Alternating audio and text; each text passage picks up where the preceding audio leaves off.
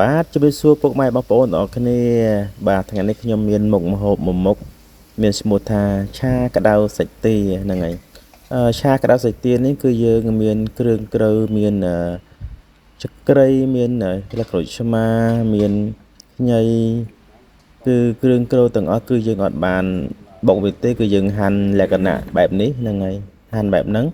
យើងយកទៅឆាតែម្ដងគឺយើងអត់មានបុកវាទេអានេះគេហៅថាឆារបៀបឆាប្រេងអញ្ចឹងបងប្អូន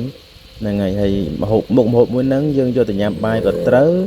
យកទៅក្លែមដាក់ចាក់ក៏ត្រូវដែរហ្នឹងហើយមុខម្ហូបនេះគឺងាយស្រួលធ្វើទេមិនពិបាកធ្វើទេបងប្អូនហើយមានរសជាតិឆ្ងាញ់ហើយជាពិសេសគឺបងប្រុសយើងតែងតែធ្វើក្លែមអញ្ចឹងណាដាក់ចាក់ជុំគ្នាមិត្តភ័ក្តិបងប្អូនអីចឹងទៅបាទឥឡូវខ្ញុំកំពុងតែចម្អិនហើយចិត្តឆ្អិនដែរហើយបងប្អូនតើទស្សនាជាមួយខ្ញុំហើយដោយសារតែខ្ញុំអត់បានផ្សំគ្រឿងឲ្យបងប្អូនមើលទេហើយដោយសារតែគ្រឿងអត់ពិបាកទេបាទឥឡូវក៏មានតាមតែងគឺបុកទឹកសក់ហ្នឹងហើយមុខទៀតហើយយើងដាក់ចាក់អីចឹងទៅហិលចឹងទៅណាផ្អែមជូរចឹងទៅមុខម្ហូបនេះមានរសជាតិផ្អែមជូរហើយមានដាក់ស្លឹកម្រះព្រៅអីចឹងដែររសជាតិមានផ្អែមហើយជូរ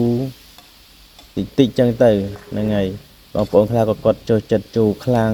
ចឹងទៅបងប្អូនខ្លះគាត់មិនសូវចូលចិត្តរសជាតិជូរខ្ញុំនេះដាក់ចូលចិត្តជូរតិចហ្នឹងហើយឆាគេហៅថាឆាក្តៅបាទឥឡូវដួសដាក់ចានហើយបងប្អូន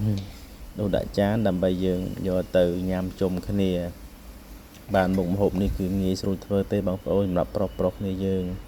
ចង់ធ្វើញ៉ាំអីគឺអត់ពិបាកទេបាទគ្រឿងក្រៅយើងដាក់តាមអ្វីយើងត្រូវការយើងស្រឡាញ់ប៉ុណ្ណាយើងចូលចិត្តរសជាតិបែបណាគឺយើងផ្សំដោយខ្លួនឯងទៅបាទ